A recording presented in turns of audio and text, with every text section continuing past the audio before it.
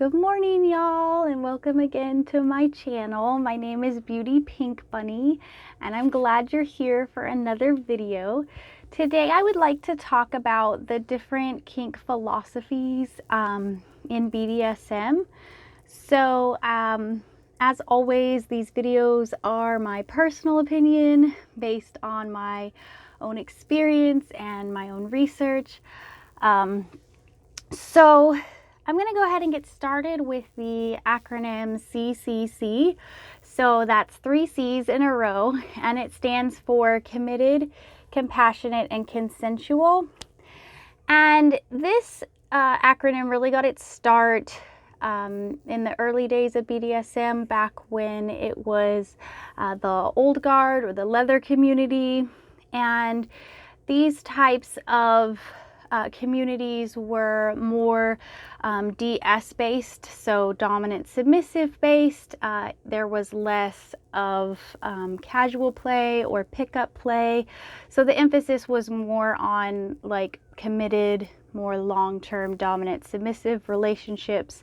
And this is where this term got its start, and it's why you probably don't hear it too much anymore, because it's more of a archaic term, but I like it, and I think it still has value, and so I thought it was worth explaining.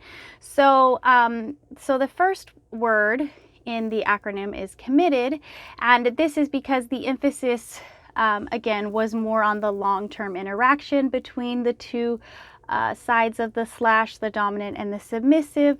And they were committed not only to the lifestyle, but they were committed to each other. They were committed to the dynamic that they were entering into.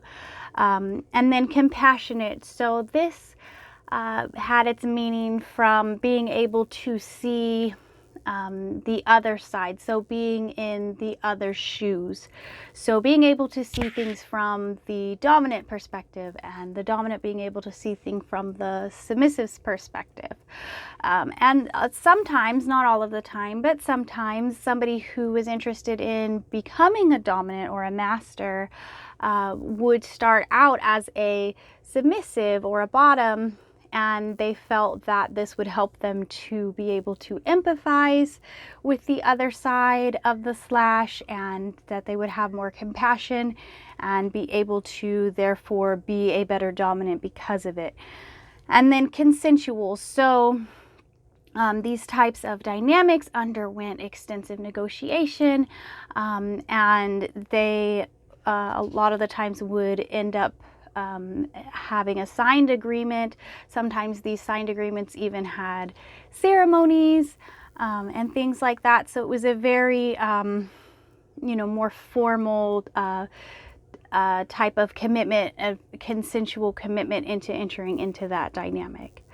And then the next acronym that I want to get into is probably one that you've heard of quite a bit, and that's SSC. So that stands for safe, sane, and consensual. So this is the most talked about like BDSM philosophy, and it's basically where you take a type of play and you run it through the filter of, is this safe, is this sane, and then of course, is this consensual. And it's a great place for beginners to start. It keeps things pretty simple, and like it says, it keeps things safer. Man, some people just felt that it was a little bit too vague, and they felt like we needed something that explained things that were more risky forms of play, because if you think about it, what one person might view as safe, another person might not view as safe. Even with just normal everyday things that we do, everybody has their own different levels of risks and what they're willing to take on. And so some people felt like we needed something that better defined some of these activities that we do that don't necessarily fit into the safe, sane, box, for lack of a better word. So that's what brings us to RAC, and that's risk aware consensual kink. And with risk aware, it's asking, are you aware that the activity that you're doing involves risks. And so to say that you play by rack, you are saying that you are aware that the activity that you are doing is not risk-free. You are aware that there is some risk to what it is that you're doing. And then, of course, consensual being the next term. You're consenting to this. The person that you are doing it with is also consenting. And then kink being the activity that you are consenting to. And kink is just a term for sexual activities and things that are outside of the norm or outside of what we call vanilla. So, and then a similar but kind of tweaked version of rack, something that goes just a little bit farther into explaining, would be prick. So that's PRICK, and that stands for personally responsible, informed, consensual kink.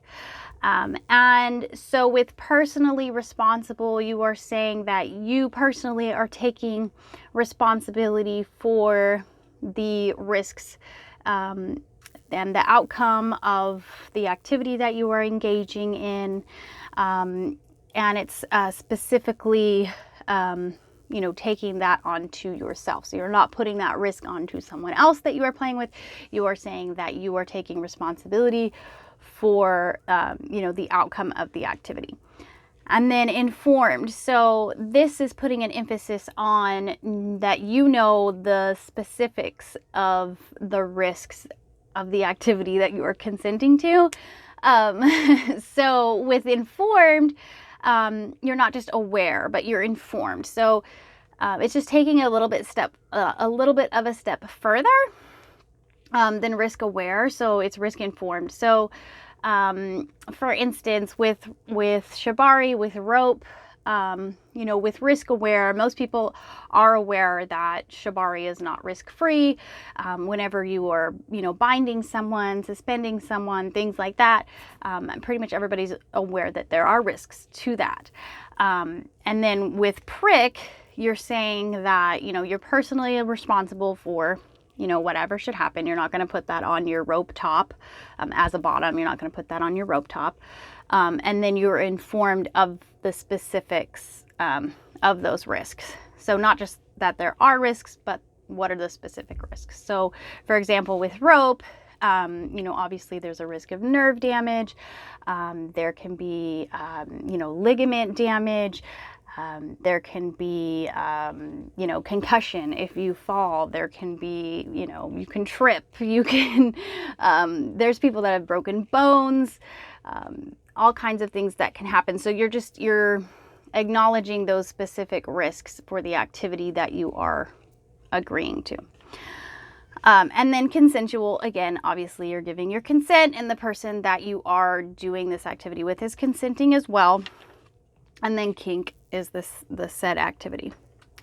So, as far as choosing a acronym that best suits the type of play that you are going to do, for most people, like I said, beginners, they usually start out with safe, sane, consensual, and some people stay in the safe, sane, consensual guidelines forever. They really feel like they don't engage in anything that is inherently really risky, that would need any further explanation or that kind of thing, or maybe their dynamic just it's pretty much just understood that whatever they're going to be doing is going to be safe, sane, and consensual, and so they're fine with saying that that's how they play.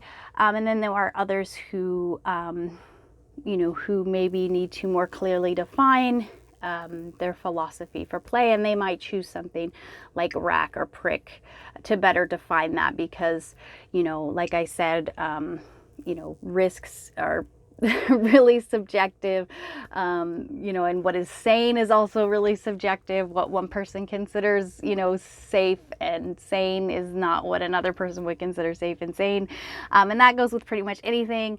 Like I said, even, different sports and activities and hobbies and things that we do all the time, even in vanilla world, some people would say like, downhill skiing is risky and not very sane, while another person, it's something they do all the time, and it's perfectly safe and sane for them. So, you know, for people who are maybe getting into, you know, things that, you know, are more risky and carry more risk and things like that, they might feel more comfortable with using one of the, you know, rack or prick terms to define their activities and their play and their philosophy around that. So anyway, I hope that was helpful and I hope that explained some things. Thanks for sticking around. If you want to ask me any questions or leave any comments, I love feedback, so feel free to do so. If you have any suggestions for any future videos. And also, if you want to go check me out, I'm also on TikTok. I make some educational and some entertaining content on there too, so feel free to go check that out as well. I'll leave the link below. But anyway, I will see y'all next time, and thanks again for watching. Bye!